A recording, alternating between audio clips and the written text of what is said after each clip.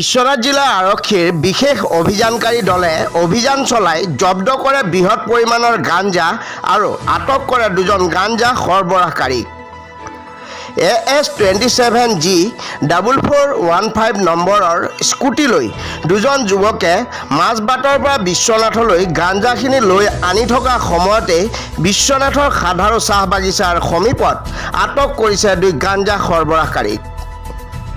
আৰক্ষীৰ বিশেষ অভিযানকাৰী দলটোক গাঞ্জা সৰবৰাহকাৰীয়ে প্ৰত্যক্ষ কৰিয়েই স্কুটি এৰি চাহ বাগিচাৰ ফালে পলায়ন কৰিছিল যদিও অভিযানকাৰী দলটোৱে খেদি আটক কৰিলে দুই গাঞ্জা সৰবৰাহকাৰীক। গাঞ্জা সৰবৰাহকাৰী দুজনৰ নাম আসিফ খান আৰু ছাকিৰ আলী বুলি চিনাক্ত কৰা হৈছে।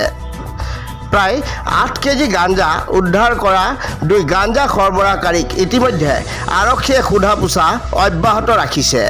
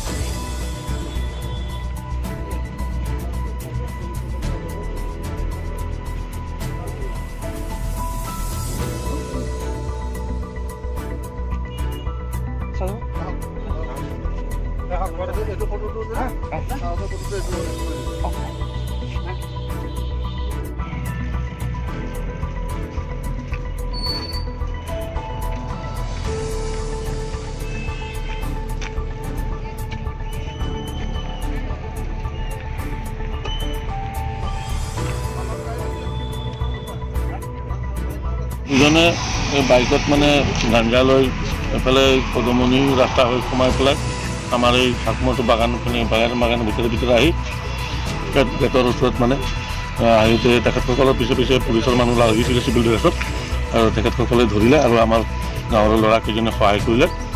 আৰু কেজি আছে কিবা গম পাইছে নেকি? অনুমান কৰিব পৰা নাই, 10 কেজিমান হ'ব, ডাঙৰ টোপোলা হয়।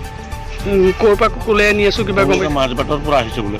মাজবাটৰ ক'লে যাব কিবা গম পাইছে নেকি? সেইটো কোৱা নাই সিহঁতে, ৰাস্তাতে সিহঁতক ধৰা মানে পিছত লাগিছিলে পুলিচে, তাৰপিছত ইয়াতে ধৰা পৰিছে। সিহঁতে এতিয়ালৈকে কোৱা নাই ক'ত লৈ গৈ আছিলোঁ বুলি, এতিয়ালৈকে ধৰা পৰিছে আৰু আমাৰ প্ৰশাসনৰ মানুহ আহি পাইছে।